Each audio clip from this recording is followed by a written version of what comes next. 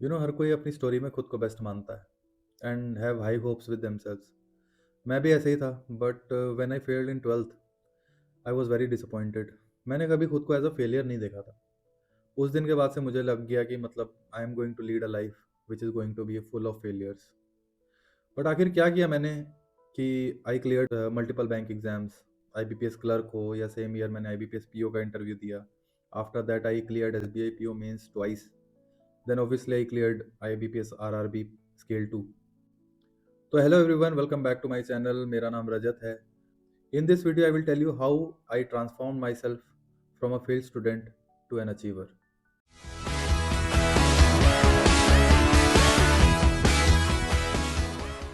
First point is playing on your strength. मेरी English हमेशा से अच्छी रही है।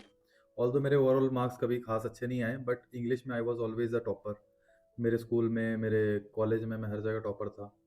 तो मैंने जब भी बैंक एग्ज़ाम की तैयारी शुरू की, तो मैंने अपने सारे जो स्ट्रैटेजीज़ थी वो इंग्लिश के अराउंड बनाई। इंग्लिश मेरी स्ट्रेंथ थी, तो मैंने उसको इस तरह से यूज़ किया कि मैं अपनी वीकनेसेस को कवर कर पाऊँ।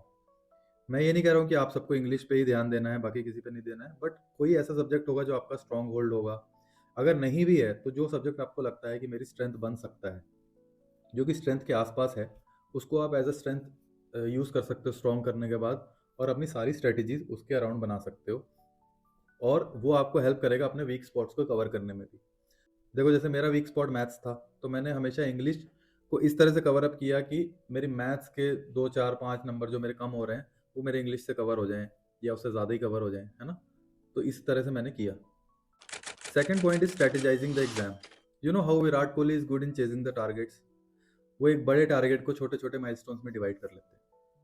फॉर एग्जाम्पल, अगर 300 रन बनाने हैं, तो वो डिवाइड कर लेंगे ऐसे कि पहले 10 ओवर में इतने रन होने चाहिए, अगले 20 ओवर में ऐसे खेलूंगा।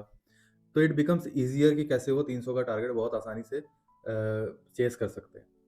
तो make a strategy before exam कि how you are going to approach that particular section. For example, जब मैंने अपना पहला एग्जाम दिया था, I think it was RRB PO mains, तब सेक्शनल टाइमिंग नहीं होती थी, तब ओवरऑल टाइमिंग होती थी।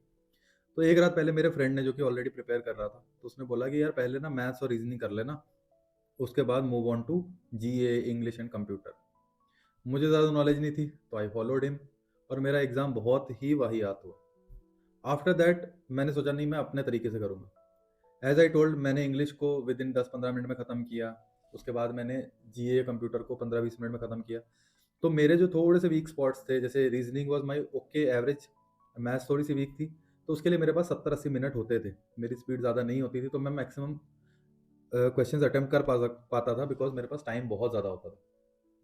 मैं ये नहीं कह रहा हूँ कि आप मेरी स्ट्रेटजी अडॉप्ट करो, बट अपनी स्ट्रेटजी आप खुद बनाओ, अपनी स्ट्रेंथ के हिसाब से बनाओ, और कोशिश करो कि जो आपका वीकेस्ट सब्जेक्ट है, आप उसको इतने एफर्ट तो एटलीस्ट दे पाओ कि मैनेजेबल मार्क्स आ जाएं। ऐसा ना हो कि आप उसकी सेक्शनल कट ऑफ में फंस जाओ। थर्ड पॉइंट है रिमूविंग डिस्ट्रैक्शंस। एक दिशा होनी बहुत ज़रूरी है। You have to prepare without any distraction. ये व्हाट्सएप, इंस्टाग्राम, फेसबुक, ये रील्स, ये chatting, these are very short term enjoyments. एक रील की क्या लाइफ है आपकी लाइफ के अंदर? Less than a minute. आज उस शॉर्ट टर्म फन को आपने अगर अवॉइड कर भी दिया, तो आपका क्या लॉन्ग टर्म नुकसान हो जाएगा? कुछ भी नहीं होगा। एटलीस्ट वो लॉन्ग टर्म गोल को बर्बाद तो नहीं करेगा। मुझे भी ये बात बहुत लेट समझ आई, मतलब, लेकिन जब वो समझ आई तो it was a like game changer for me. मतलब मैं ये नहीं बोल रहा हूँ कि पूरी तरह से बंद कर दो। इनफैक्ट मैं यही बोल रहा हूँ कि पूरी तरह से बंद कर दो। कोई भी चीज़ जो आपको लगता है कि इंस्टाग्राम है या फेसबुक है, जो कि आपका सबसे ज़्यादा अटेंशन ग्रैब करता है, सबसे ज़्यादा टाइम को किल करता है, आप उसको ख़त्म करिए। यूट्यूब इज स्टिल फाइन, जिसको कि आप यूज़ कर सकते हो एज अ यूटिलिटी। मेरे वीडियोस देखने के लिए भी यूज़ कर सकते हो। हालांकि डिस्ट्रैक्शन पे मैंने ऑलरेडी एक वीडियो बनाई हुई है, जो कि बहुत कम लोगों ने देखी है, तो प्लीज़ जाकर ज़रूर देखना। आई think it will be a very helpful video for you. Fourth point, जो मेरा एक्सपीरियंस रहता है, हार्ड वर्क इज इरिप्लेसेबल। काफ़ी वक्त तक जब मैं प्रिपरेशन कर रहा था, तो मुझे लगता था यार मैं बहुत मेहनत कर रहा हूँ, हर बार मेरा सिलेक्शन रह जाता है 1 मार्क से, कभी 2 मार्क से। बट सक्सेस पाना इंडिया में आसान नहीं है। एक सीट के लिए हज़ारों लोग लड़ रहे हैं, जिसमें कितने ओवर क्वालिफाइड लोग हैं। ऐसे लोग हैं, मैं तो भाई क्या था, मैं तो एक कॉमर्स ग्रेजुएट था, सेकंड डिवीजन था, मैं कोई खास स्टूडेंट तो था नहीं। ठीक है, बहुत जीनियस लोग थे जो मेरे साथ कम्पीट कर रहे थे। तो मैंने क्या किया, खुद को पुश किया, मतलब बियॉन्ड लिमिट्स मैंने खुद को पुश किया। मुझे क्योंकि सुबह उठने में दिक्कत होती है, मैं नहीं उठ पाता, उठ के नहीं पढ़ पाता हूँ। तो मैंने खुद को इतना पुश किया कि मैं 4 4 बजे तक पढ़ता था। At the peak of my preparation, जब मेरी प्रिपरेशन ऑलरेडी बहुत अच्छी थी, जो मेरे 1 2 मार्क्स से ही चीज़ें जा रही थी, तब मैंने अपनी प्रिपरेशन की इंटेंसिटी को 2 गुना 3 गुना बढ़ा दिया। और अगर क्यों किया? क्योंकि मुझे पता था कि ये डू एंड डाई सिचुएशन, अगर मैं ये नहीं करूँगा तो मैं भी शायद छोटी-मोटी नौकरी में धक्के खाऊँगा, और मैं वो नहीं चाहता था, बिकॉज़ मैंने ये चीज़ें अपनी लाइफ़ में देख रखी थी, अपनी फैमिली में देख रखी थी, और मैं नहीं चाहता था कि मैं उस रास्ते पर जाऊँ।